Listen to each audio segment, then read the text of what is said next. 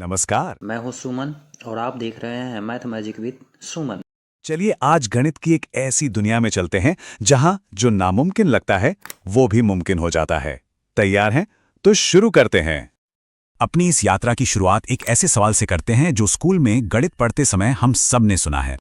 याद है जब टीचर ने बताया था कि किसी नेगेटिव नंबर का स्क्वायर रूट नहीं निकल सकता, जैसे कि -1 का स्क्वायर रूट।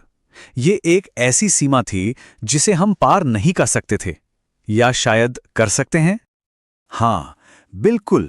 हम सभी को यही सिखाया गया था कि ये तो गणित का एक पक्का नियम है, एक ऐसी दीवार जिसे तोड़ा नहीं जा सकता। लेकिन क्या हो अगर मैं कहूं कि उस दीवार के उस पार एक पूरी की पूरी नई दुनिया है। चलिए उस दुनिया में कदम रखते हैं। जी हां, क्लास 11 में आकर गणित का एक ऐसा नया दरवाजा खुलता है जो उन सभी नियमों को चैलेंज करता है जिन्हें हम अब तक सच मानते आए थे।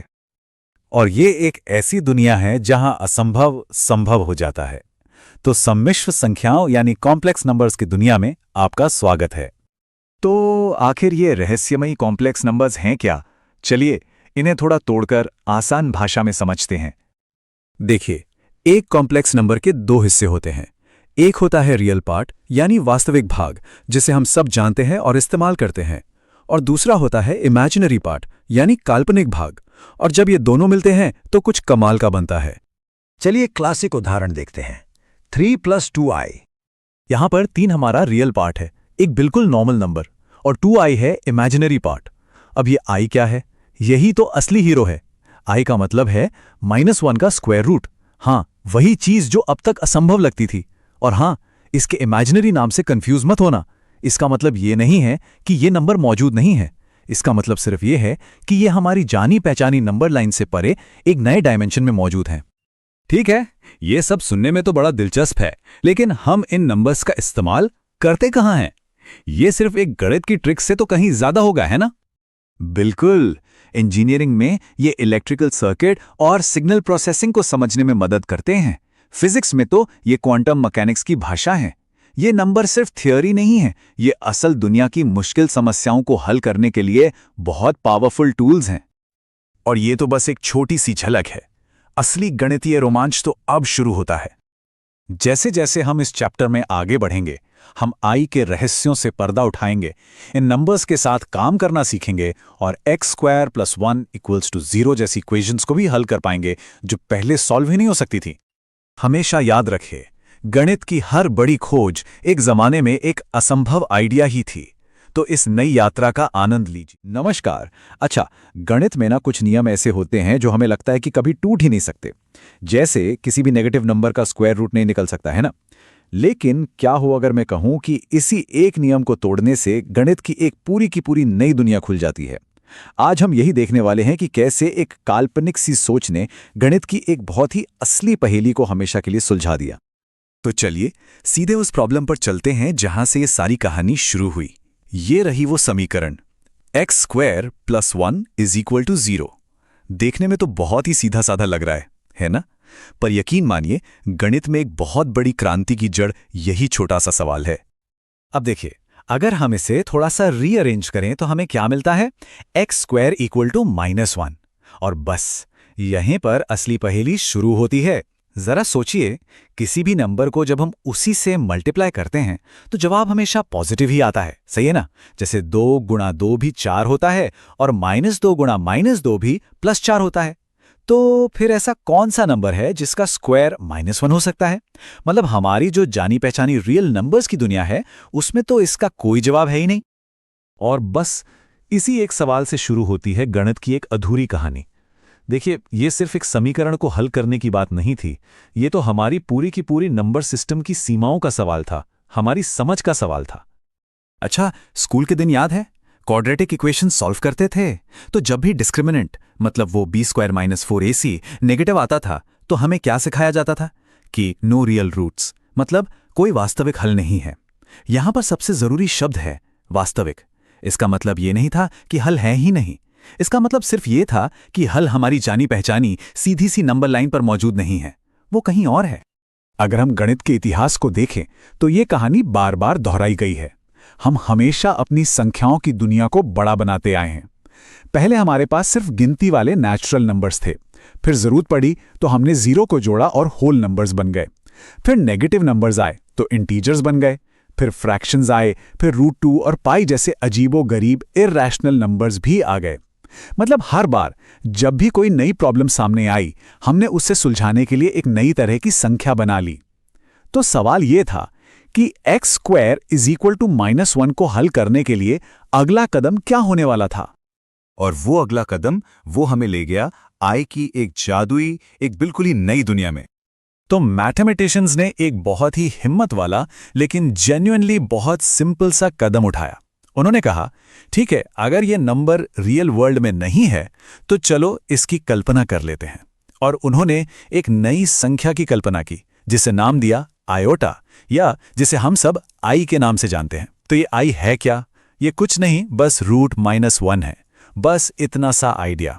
और यही छोटा सा आइडिया उस बंद दरवाजे की चाबी बन गया जिसने सब कुछ बदल दिया। और आई के आते ही जन्म हुआ कॉम्प्लेक्स नंबर्स का। अब ये क्या है? देखिए, हर complex number z = a + ib के दो हिस्से होते हैं।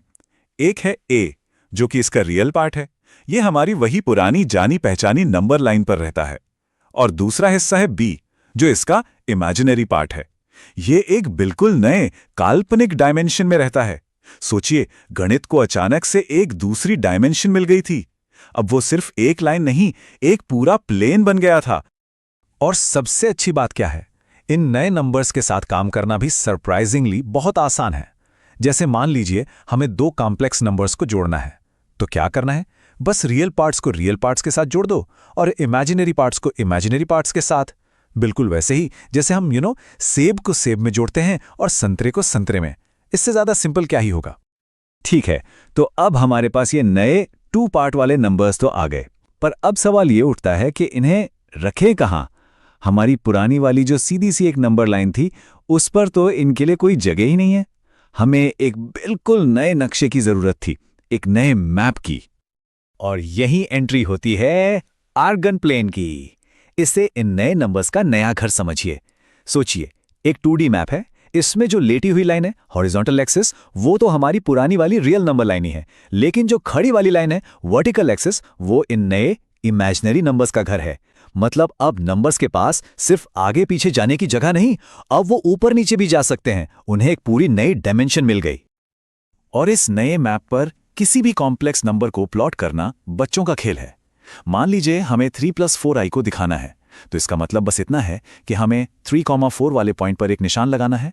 मतलब 3 कदम चलो रियल एक्सिस पर और फिर 4 कदम चलो इमेजिनरी एक्सिस की तरफ। बस पहुंच गए। इसी प्लेन पर एक और मजेदार चीज होती है। हर कॉम्प्लेक्स नंबर का एक जुड़वा भाई होता है, जिसे हम उसका कॉन्जुगेट कहते हैं। ये बिल्कुल उसकी आईने वाली परछाई जैसा है। तो अगर एक नंबर है a + ib, तो उसकी परछाई होगी a - ib। बस बीच का साइन बदल जाता है। और इस आर्गन प्लेन पर यह उसकी रियल एक्सिस के अक्रॉस एक परफेक्ट मिरर इमेज होती है। अच्छा, एक और चीज, किसी भी कॉम्प्लेक्स नंबर का मॉड्यूलस, ये क्या होता है? ये बस ओरिजिन से, मतलब सेंटर से उस नंबर तक की सीधी दूरी होती है। और इसे निकालने का फॉर्मूला तो आपको जाना पहचाना लगेगा। ये बिल्कुल पाइथागोरस थ्योरम जैसा है, √(a² + b²। ये हमें उस नंबर का एक तरह से साइज बताता है, उसका मैग्नीट्यूड बताता है। तो यहां तक तो सब ठीक है, ये मैथ्स की एक सुंदर सी दुनिया है। पर सबसे बड़ा सवाल तो अब आता है, क्या ये सब सिर्फ मैथमेटिशियंस का एक दिमागी खेल है, या इन काल्पनिक नंबर्स का हमारी असली दुनिया में भी कोई इस्तेमाल है? चलिए अब यही पता लगाते हैं। तो चलिए अब अपनी कहानी को पूरा करते हैं। याद है वो समीकरण जिनका कोई रियल हल नहीं होता था? जैसे ये x² + x + 2 = 0। इसका डिस्क्रिमिनेंट आता है -7। पहले तो हम यहीं पर आकर रुक जाते थे, गेम ओवर। लेकिन अब हमें पता है कि √-7 का मतलब है i√7। और बस जिस समीकरण को हम पहले अनसॉल्वेबल कहते थे, अब उसके दो खूबसूरत कॉम्प्लेक्स सॉल्यूशंस हमारे सामने हैं। गणित की वो जो अधूरी कहानी थी, वो अब पूरी हो गई। आई की एक और बहुत ही जादुई बात है इसकी पावर्स का पैटर्न। अब देखिए, आई की पावर 1 है आई का स्क्वायर है -1, i³ है -i और i की पावर 4 है वापस 1। ये एक साइकिल है जो हर 4 कदम के बाद खुद को दोहराता है, घूमता रहता है। और इसका यही घूमने वाला, रोटेट करने वाला नेचर इसे एसी सर्किट्स या सिग्नल प्रोसेसिंग की वेव्स जैसी घूमने वाली चीजों को समझने के लिए एक परफेक्ट टूल बनाता है। तो क्या ये नंबर्स वाकई काम के हैं? अरे ये सिर्फ काम के नहीं हैं, ये हमारी आज की मॉडर्न टेक्नोलॉजी की रीढ़ की हड्डी हैं। जिस फोन या वाईफाई पर आप शायद ये सुन रहे हैं, उसके अंदर सिग्नल को प्रोसेस करने के लिए इन्हीं का इस्तेमाल होता है। इलेक्ट्रिकल इंजीनियर्स एसी सर्किट को समझने के लिए रोज इन्हें यूज करते हैं। और तो और क्वांटम मैकेनिक्स, जो सबएटॉमिक पार्टिकल्स की दुनिया को समझाती है, उसकी तो पूरी भाषा ही कॉम्प्लेक्स नंबर्स पर बनी है। तो ये सिर्फ किताबों की थियरी नहीं है दोस्त, ये उस टेक्नोलॉजी की भाषा है जिसे हम हर पल, हर सेकंड इस्तेमाल कर रहे हैं। और ये सब हमें हमारे आखिरी और सबसे बड़े सवाल पर लाके खड़ा कर देता है। अगर ये नंबर्स हमारे आसपास की दुनिया को, हमारी टेक्नोलॉजी को समझने और बनाने में इतने जरूरी हैं, तो क्या इन्हें काल्पनिक या इमेजिनरी कहना सही है? या शायद ये सिर्फ एक अनफॉर्चुनेट नाम है जो हमने इन्हें तब दिया था जब हम इनकी असली ताकत को समझ ही नहीं पाए थे? क्या ख्याल है? इस पर सोचिएगा जरूर।